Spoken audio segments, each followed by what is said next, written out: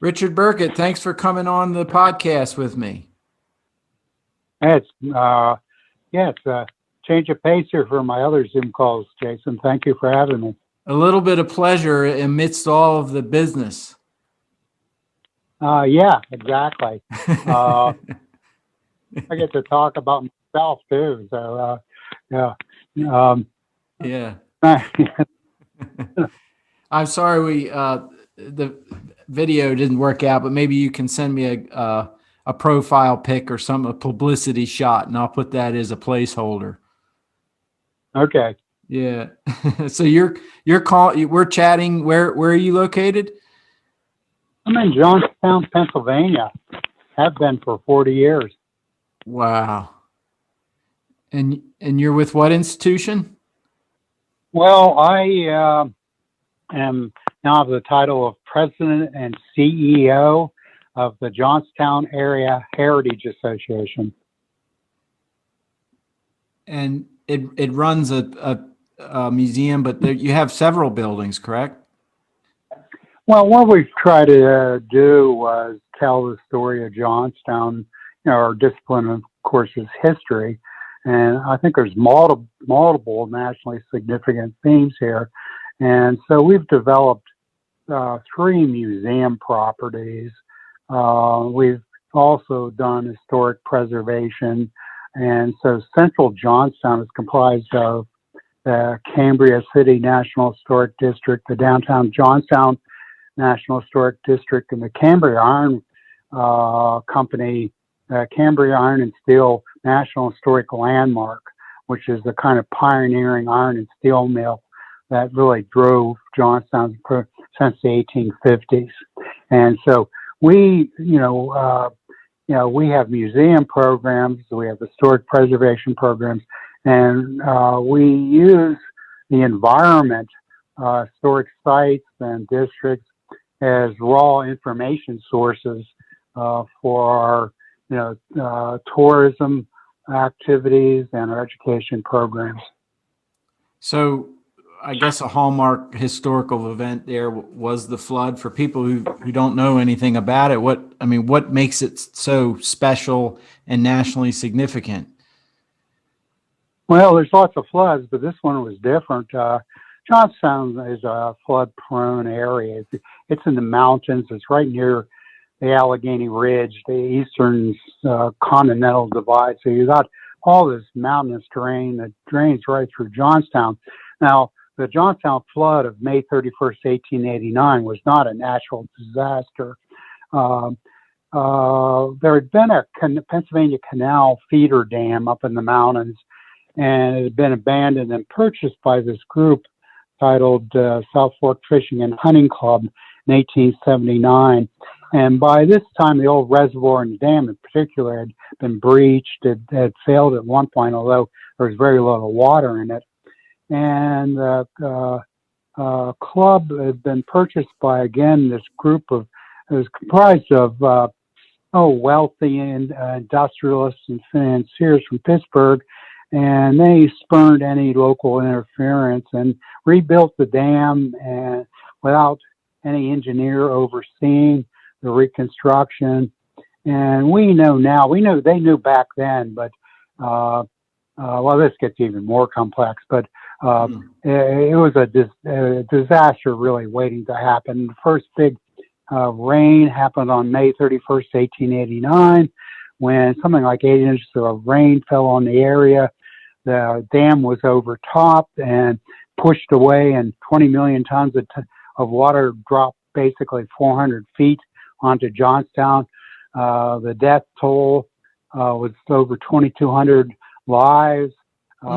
This was the biggest news story of the era. Basically, it was the robber barons and the leaky pleasure dam breaks and wipes out the worker city. So, it sold out the front page of the daily newspapers for weeks. Actually, it took, I think, the whole front page of the New York Times for 9 days, if you can imagine that. And it brought on, because of the coverage, a record amount of private charitable. We even got funds from 12 foreign countries. This was Claire Barton's American Red Cross. This was their first big peacetime disaster. She and her organization were at the height of her fame when she came to Johnstown. She stayed 5 months. And this was really the biggest scandal, one of several scandals, including the Homestead strike and a couple others that really helped, part of the populist movement, and in many ways, the event made Americans question, could you have a democracy when you had a group of wealthy individuals who appeared to be above the law, millions of dollars in property damage. The Johnstown Flood led to the change in tort law and to strict liability. I mean, people were revolted at how the club members really got by, were able to not be held liable criminally or civil court as well. So it had a lot of effects, and it really was. I mean, it was part of American folklore, lived on for years. There were actually moving attractions and amusements at all the big the Chicago World's Fair and the Buffalo 400 Columbus 400th anniversary commemoration. Atlantic City, Coney Island, all had Johnstown Flood pavilions where they recreate the Johnstown Flood. Wow. I've always wanted to see that, but descriptions sounds like there's mechanical reproductions and then lantern slide projections. So I mean, there's even a Hollywood film in 1926 of the Johnstown Flood. So Johnstown is really well known for the Johnstown Flood. We got additional floods, but David McCullough wrote his first book on the Johnstown Flood in 1968, and I think that's what really catalyzed the foundation of our museum.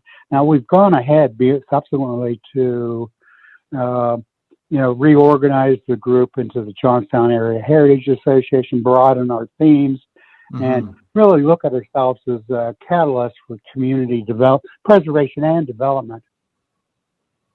So, Jaha, correct? Yeah, Jaha. So Jaha.org. And I'll put that link in the description. So it's sort of in the early years, the community rallied around the idea of just focusing on the flood in the museum, and then it's expanded. Not entirely. They didn't have a historical group as late as 1971.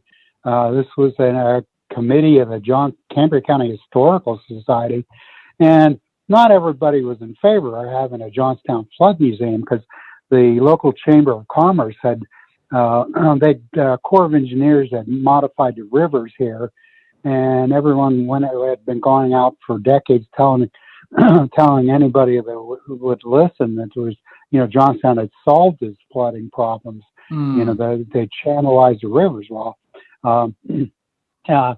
Finally, I guess, it's not negative to, David McCullough did this award-winning book. So, we were encouraged. And the focus was solely just on the Johnstown flood story that initially. And then again in 1991, we reorganized and expanded our role, to include other themes as well as, historic preservation. You've been right there, right in the action from the early years, correct? Well, I came here in 1979.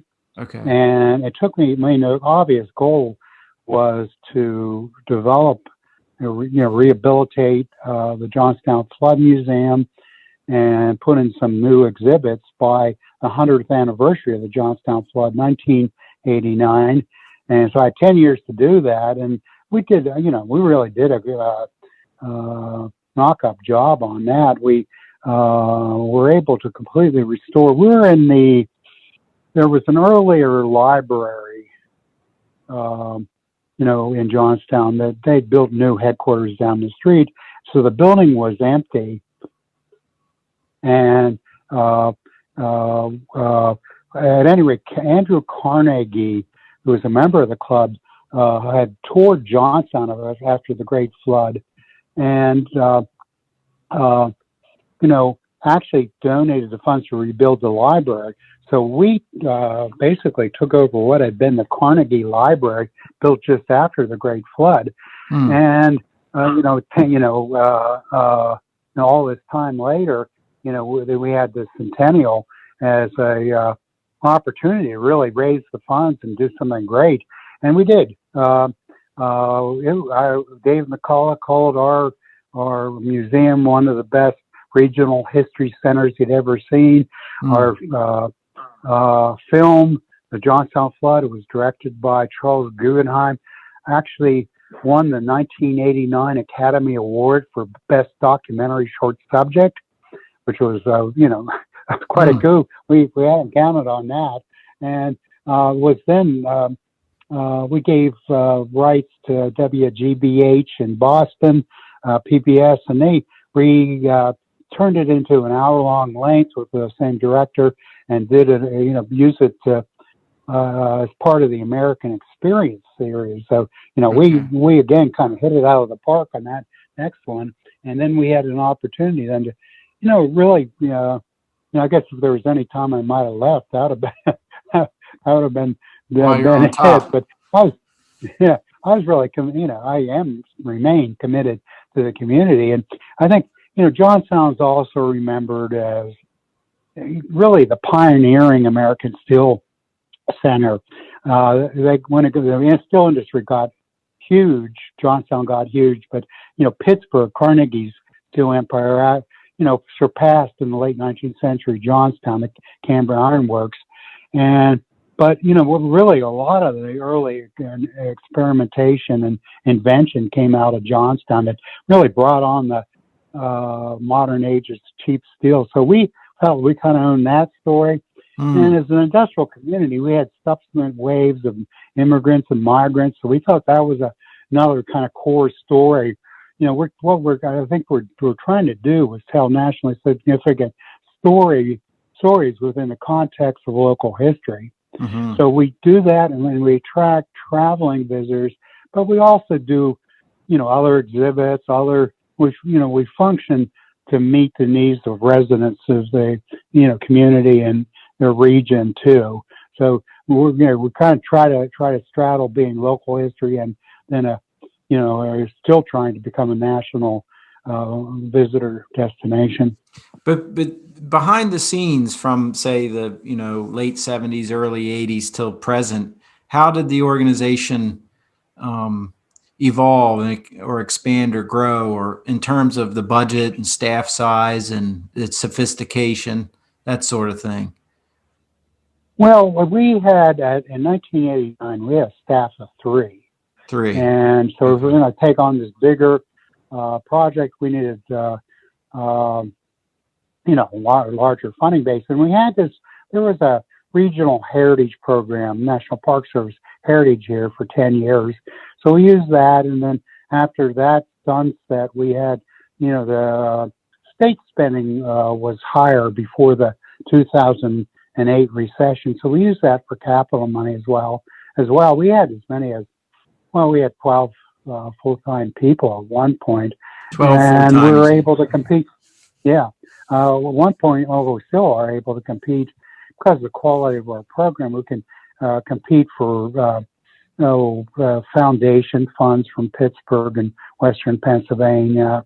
Again, the funding has diminished over the last 10 years, and it's been, it takes a lot longer to develop and implement a capital project than it did, back in the 90s or 2000s. But, our long range vision was the Johnstown Heritage Discovery Network. And I worked with a team of planners and, architects to put this together back in the 90s. Again, have attractions, have museums in the Cambria City neighborhood, which was the immigrant entry port neighborhood, well-preserved ethnic neighborhood. We had the Flood Museum is in the downtown, where you have the flood surviving buildings and a walking tour. And then the original part of the section of the Cambria Ironworks, the National Historic Landmark, is between those two sites. So in central Johnstown, we had about a mile-long venue that connected three different, sections of Johnstown. So we saw this as, like a, and everything but name, a heritage area that told the story of the Johnstown Flood, iron and steel invention and technology, as well as labor to a lesser extent, and then the story of immigrants in industrial America. And so the first thing we did going beyond the Flood Museum is acquire a great building in the Cambria City neighborhood. It was the former Germania Brewery. It hadn't brewed beer since Prohibition came in, but it is a 5-story brick brewery building, so 60,000 square feet of space. So we were able to do our first exhibit was something we titled America Through Immigrant Eyes.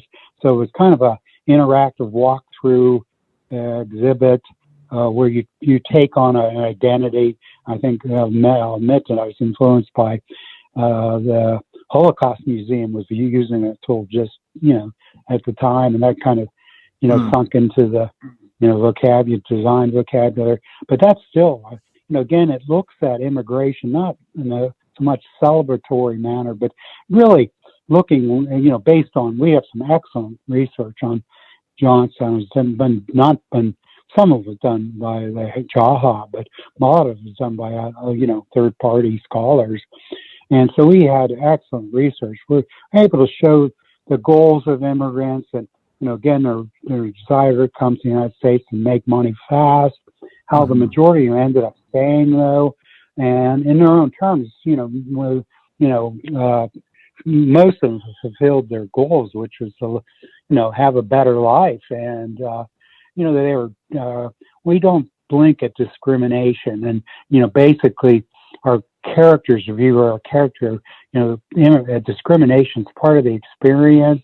And, working with what they did was use the family economy to get ahead. Everybody in the family worked that first generation. We focused in on the second generation, their issues, and how basically World War II changed everything. The GI Bill, and, you could move out of the neighborhood, you could enter the professions. So that's a great exhibit. But subsequently, we did long-term, particularly we have a multimedia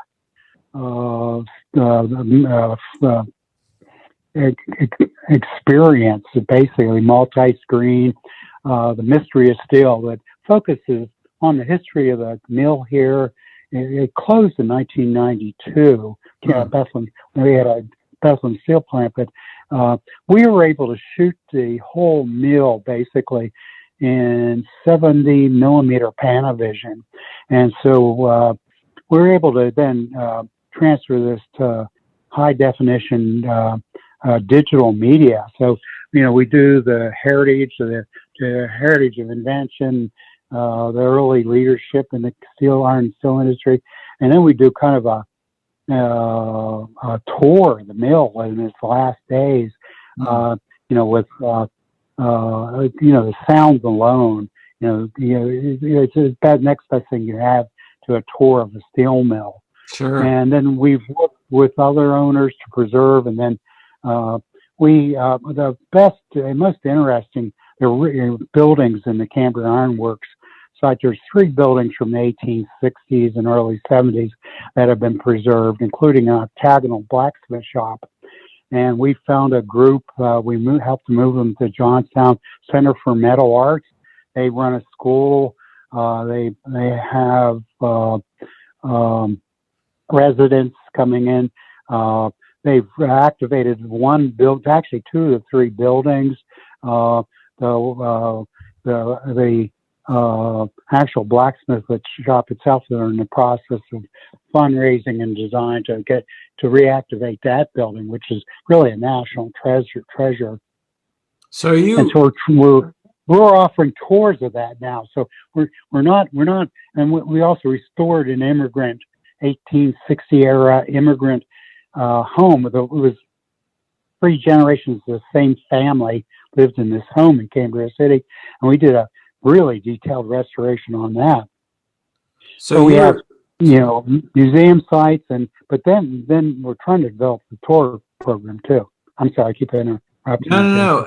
It's amazing that all of that work must have brought you into contact with a lot of leadership at the regional and national level. I mean, can you speak a little bit about turning gears here, but speak a little bit about as a result of a lot of those connections, the advocacy work that you've done and trying to, beyond just your area, your work in Harrisburg, because I think people are really interested in that too. In the early years, we had a powerful congressman. We worked with him when he created a regional heritage area.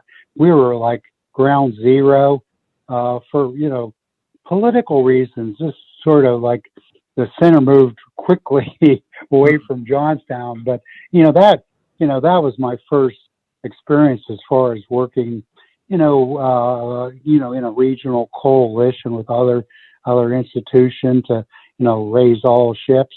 After that, I was able. I wasn't on the board of PA museums at that point, although I knew many of the people. I found out back in 1996 that there was an opportunity to create and fund a grant program, a general operating support for museums grant program through the Pennsylvania Historical and Museum Commission. And I jumped on that. I have a friend from Johnstown who had been Lieutenant Governor, Mark Single. He was a lobbyist. And so we convened a group of museums and created our own lobbying group.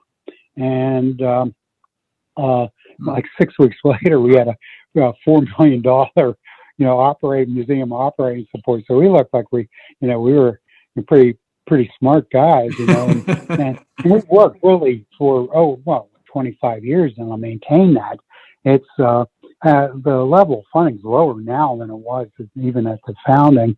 We did have it up to $6 million, but again, that's been lifeline for many institutions here. And so, again, I've really enjoyed being able to network with other museums and, working, after I came on the board of Pennsylvania Museums. It's, again, that, I think there was a time when people weren't comfortable with museum association as well as the individual. The idea of lobbying, advocacy, that made people uncomfortable. They didn't know they could do that as nonprofit organizations. They'd lose their IRS status. Yeah. And it's none of that. You're expected to lobby or advocate for your program. So, I think we've raised, our little group of museums all those years ago, I managed to raise the awareness of, that, advocacy is a key function of museums and, their association. Basically working with your local representatives is kind of a key. There was a lot more money, after our federal source dried up. We got some of the what were they called? Line items, earmarks. We had federal earmarks from our congressman as well too. Now after that, those becoming evil and going away. Now I hear that they're a tool for the stimulus, the economic stimulus. So I think they're going to be back here pretty soon. The state also had WAMs. It had new programs that were better funded. The State Heritage Parks program. What So is we that, availed WHAM? ourselves of, walking around money. The state had, Walking around money. Got line it. items. Yeah. And legislators had access to this sort of money. And, there was a lot of, criticism, political criticism of this was corruption. And I think all these years later, people have discovered that, this is, what's not only politically responsive. I mean, these are community groups that are doing these projects, but they're kind of a direct way to prioritize, investment in communities. I mean, the people that, have a vision for their community are the ones that are going to get out there and, hustle for funds. Now, since 2008, state programs have never come back. Federal programs haven't grown. State programs have actually, decreased. There are still opportunities, with the Commonwealth of Pennsylvania. We've received multiple RACB grants, redevelopment capital assistance project money, and those are highly competitive. But again, we've gotten 2 since 2008. You don't be shy when you ask for this stuff either, and you get political support to do it. But again, I think the real trick is to create a vision for what you want to do in your community and sell it to your leadership. In our case, Johnstown's rich in historic resources, and so we were succeeded in positioning heritage tourism as part of the diversification effort for Johnstown, which has been chronically underemployed and depressed, and it's the city, not the surrounding area, but the city's never really recovered from the closing of the mill, which I think picked up a lot of the slack in the economy. And so again, this takes we're not Disney, so I mean we have to seek capital for projects after over as much as five or more years. So it takes a long time, but we're really getting close to the end of our strategy. We've actually taken on the train station in Johnstown, which is still an active Amtrak station, but we've always seen that as kind of the hub point for tourism. We're at the point where we've got a tenant that's contributes to heritage tourism. We've done a reuse strategy on the train station. We're seeking funds. We stabilized it. So wonderful Beaux-Arts revival. No, Beaux-Arts revival. Significant architecturally and historically. And so, there are still a couple of pieces in our network that aren't complete. But again, having community support there has been critical. Is the idea to get a train ride going there from the station? No, because we tried that, but the tracks in Western Pennsylvania are owned by Norfolk and Southern Railroad. Unlike east of Pittsburgh, they have a dedicated Amtrak right away. But there they got 14 passenger trips. The Amtrak shares Norfolk Southern tracks here, and those are heavily utilized by freight. So unless you're Norfolk and Southern and feel like doing a heritage excursion, no one can get on their tracks. What we're trying to do is encourage the state.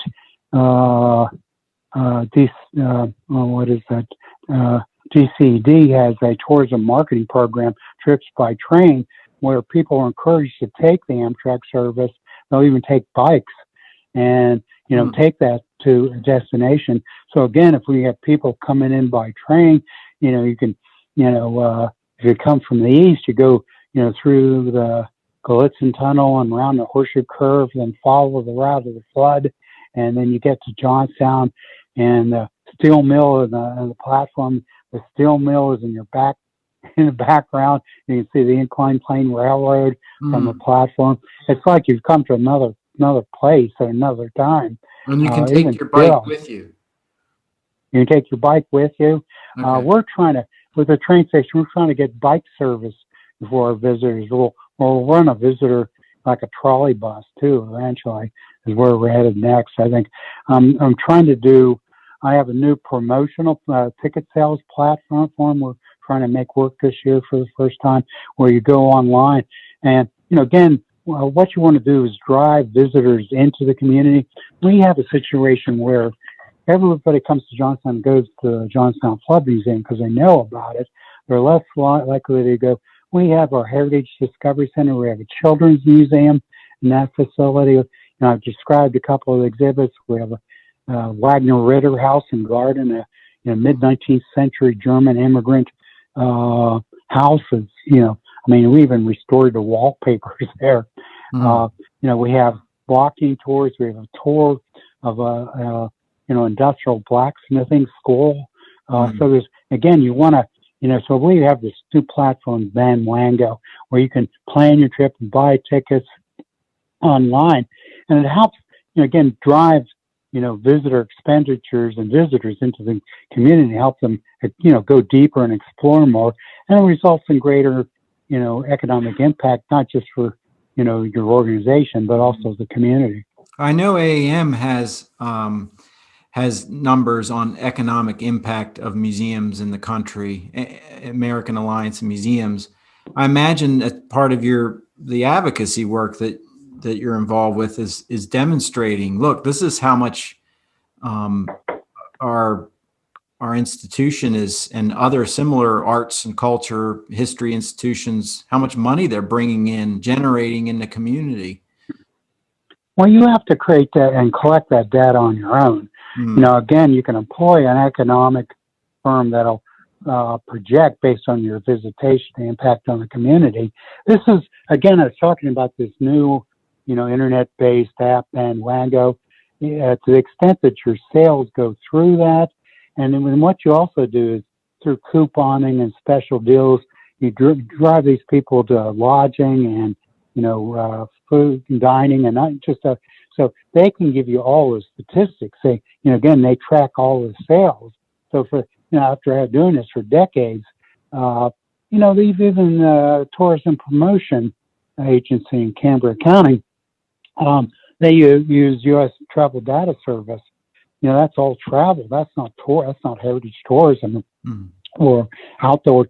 We don't, we can't honestly give accurate economic impact statements even yet. But I think we will be able to.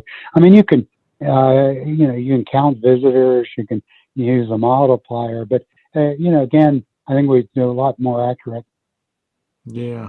impact statements with some of these new digital tools that are available. Well, before I'm going to close with the lightning round, which should be fun. But before we close, is there something you want to share about the future there with Jaha, or plug something coming up, or something that maybe you think Pennsylvanians should be aware of in terms of just generally museums in the Commonwealth? Anything you'd like to plug? Well, yeah, a couple things.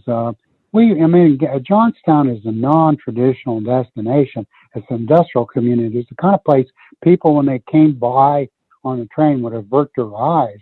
And I think, again, defining the community by its heritage, really kind of turns that upside down, where, Johnstown doesn't look like other communities. You got homemade worker housing, and, I'm in a former brewery. But, this is an unexplored side of America. I guess the other thing I want to say is, we've not seen ourselves rigidly as within the context of just, museum work. We're trying to create experiences, and, we got to the point where we were for nonprofit cultural organizations. Now, that's changed somewhat in the years since, but, there was nobody who could do programming. So back in 1990, we started doing music. We had the National Folk Festival here, and we carried that on.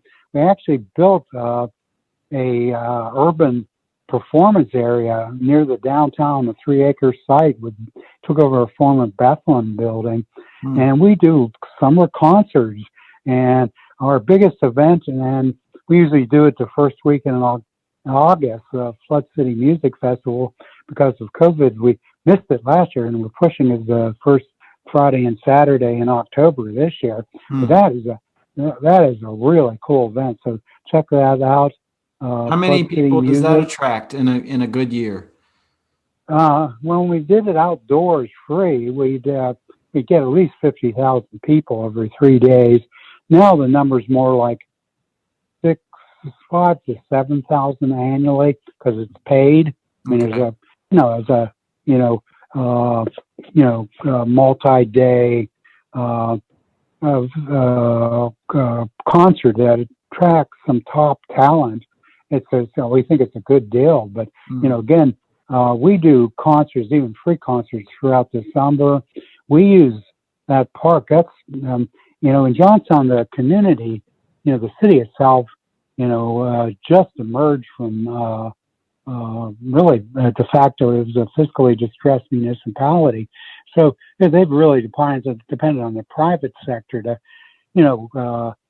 do the enhancement part. And we developed this concert venue, had been a bathroom parking lot, so that, again, we've kind of like redefined the role for an historical agency or a museum agency, I guess, is probably what I think makes us unusual. Yeah. Well, I got a fun little lightning round. It'll give listeners a little bit bring it on. Taste of your personality. And these are 3 questions, and you have to choose. And the first one is, if you had to choose, chocolate cake or a bowl of fruit for dessert? Any more fruit? Bowl of fruit? Yeah, I'm far more disciplined than I was at one time in my life. That's what happens when you, my peers are all disappearing from the professional scene. So yeah, there'll have to be fruit now. All right. If you had to deal with a household crisis, would it be a basement flood or termites? I had termites, so I got rid of them. So yeah, Johnstown has had a share of experience with floods, and nothing smellier and nastier than a flood. And then finally, you hired a professional for the termites. Yeah. Yeah. And finally, picking a pet: a dog, cat, or a guinea pig? Oh, always a dog. I made it through this interview with not a peep out of our dog, but yeah, he is very anxious to protect us, and so anything happens on the street, we normally hear about it. Well, Richard, I really appreciate this. One of the things this was fun. Trying to do is for people to share their story, working in the profession, and how it's, not only their own story, but the story of their institution. So, so far the response has been pretty good. And again, thank you for taking time out of your afternoon to chat with me. Oh, my pleasure, Jason. Thank you. Yeah, and I'll be in touch. Okay. Okay, thanks. I hope so. Bye. Bye.